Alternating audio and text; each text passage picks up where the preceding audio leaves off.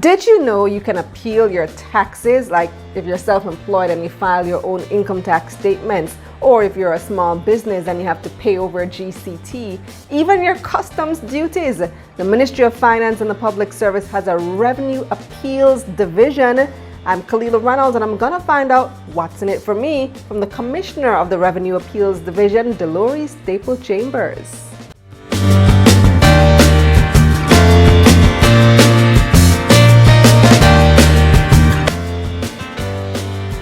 The Ministry of Finance and the Public Service, in collaboration with Kalilah Media, present What's in It for Me.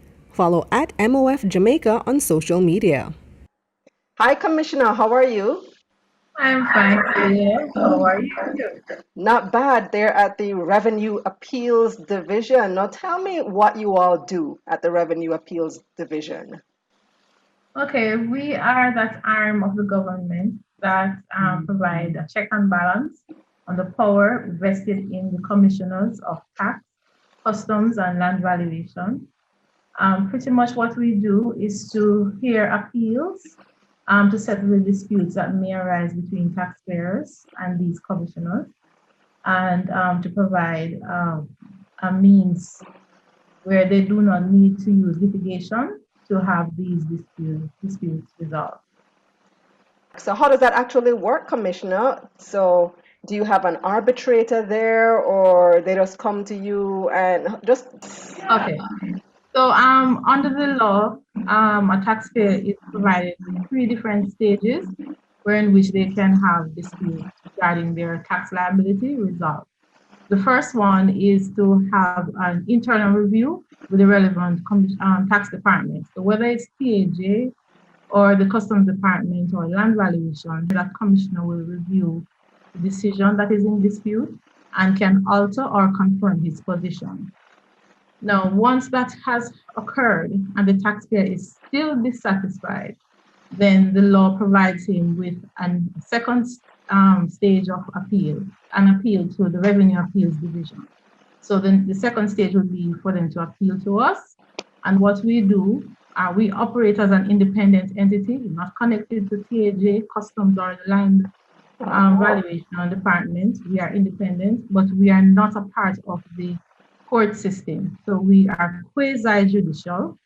And based on our law, the Revenue Appeals Division Act, we have a team of assistant commissioners who are really the appeals officers, who would be the one to manage each appeal case and to adjudicate the dispute. Like large firms use attorneys or accounting firms, but small taxpayers can come and represent themselves. And really what it does is provide an opportunity for them to put questions to the commissioner in an independent environment, and for the commissioner to explain how they arrive at the assessment and to the satisfaction of the taxpayer. Once that process is complete, we here would issue a decision in writing. If the taxpayer is not satisfied at that stage, they can then appeal to the court. And there they will go to the revenue court first. And once that process has come to an end, they can appeal up to the Privy Council. They will go to the Court of Appeal and then on to the Privy Council. So that in a nutshell is the legal mechanism for taxpayers to have their disputes resolved. But this is a fairly new service, no? You're only 5 years old. Your 5th anniversary is coming up. Well, the Revenue Appeals Division is 5 years old, but the appeals function as an quasi-judicial body has been in existence since 2001. At that time, the function was under the direction of the Director General for Tax Administration. But with the round of tax reform that began in 2010, there was a separation because much of the complaint then was that the system was not independent. It still fell under the jurisdiction of the Commissioner General, who is the one assessing the tax anyway. So the decision was taken under the economic reform program to separate the appeals function from the tax assessment and administration function. So that's why we are 5 years old as revenue appeals. But before, the function was being executed by the tax appeals department, I which see. was a part of the tax directorate. The court system has a backlog of cases. Do you have a similar issue with, trying to keep up with all the people who come to you trying to appeal their tax liabilities? We were in a state of backlog for quite a while. Once we began the reform of the tax appeals function, we put in place a mechanism where we would clear up the backlog. So we implemented a 2-year project that began in 2017. And that was to help us to clear up about 260 cases, old cases from of the inventory, and to get us into a state of current cases.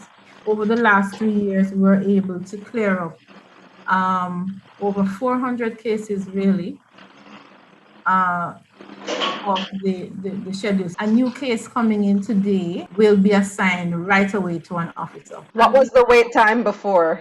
The wait time before was several months. Ooh. Right now, we have a standard that an appeal will be heard within 90 days of receipt. Before, we couldn't even give a commitment to within a year. Wow, that's a Yes. huge difference. What type of case management system do you have? Okay, so we have a bespoke system that was designed specifically to manage our type of process. And we have been using this system since late 2016.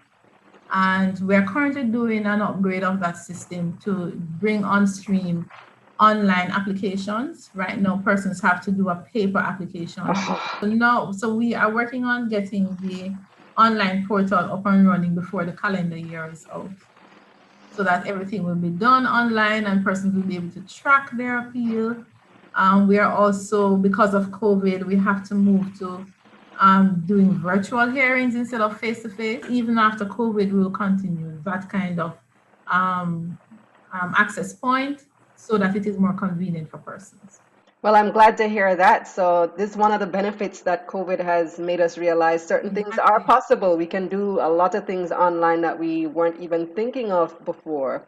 And you said by the end of the calendar year, so that's in just a couple of months. By the end of the calendar year, we should be going live where that is concerned. Wonderful. So tell me now, where do you see the Revenue Appeals Division in the next 5 years? Okay, well, Kalilah, we have a vision that by the end of 2022, we would be returning around 90% of all appeals received within 90 days. Sorry, within 180 days. So within 6 months to accept an appeal, hear it, decide, and issue a decision. So we're working towards achieving that goal. From there on to maintain that and to keep on improving the experiences of the stakeholders. And our stakeholders are not just the taxpayers. It also involves the commissioners on the tax departments that we serve, because our decision is binding on them. They do not have the right of appeal like the taxpayer does. So we have to make sure that whatever we do not impact negatively on their operations. Tell me how people can contact you, Commissioner. How do they make contact with your department if that is something that they're interested in? Persons can reach us through our telephone numbers. And for taxpayers who are going through a process of objection or review within the tax departments, it is an obligation on the part of those taxpayers to advise the taxpayers at the end of those process of their right to appeal to us. So normally in the communication, the written communication, they will see the last paragraph says, if you disagree with this decision, you have the right to appeal, and it will give them our contact information. So right now, in collaboration with the tax departments, that's how we get the word out. But we are also implementing public education campaigns to let people become more aware of what we are. But we are quite aware that the service that we provide, for the value of it, more persons need to be aware. Absolutely. And I think it's reflected in the number of cases that you hear as well. Because when you said 400, I thought that doesn't sound like a whole lot. I feel like if people know that they can appeal, you'd be getting a lot more people. Right. So, well, But the thing is that, Kalilah, the value is not so much in the numbers, but we're talking about the value of the tax. We're talking about yes. billions. In 2019, we completed 143 cases, and the tax value there was 859 million, and of that, 282 million, the value of 282 million was reversed in favor of the taxpayer. 2018-19, the value of the 277 cases we did was 1.8 billion, and 1.3 billion was a reduction for taxpayers. So listening to those numbers, or those are very big numbers, do you mostly get businesses appealing to you as opposed to individuals? It is almost a 50-50 split. What's in it for me, the average person coming to the Revenue Appeals Division? Okay, well, what's in it for you? You have an option. If you are of the view that a tax liability assessed by one of the commissioners relating to tax is incorrect or faulty, you have an option. You don't have to live with it. You can appeal to us. The system is simple. You can defend yourself. All you need is to have your records and your evidence to prove your case. And once that is done, then you will not regret taking that decision. So that's what's in it for you. Thank you so much, Commissioner. So when it comes to the Revenue Appeals Division, here's what's in it for you. Query taxes from Tax Administration Jamaica, Customs or the National Land Agency, and pay less taxes if you can prove why your taxes should be less. And that's what's in it for me. I'm Kalilah Reynolds. Until next time.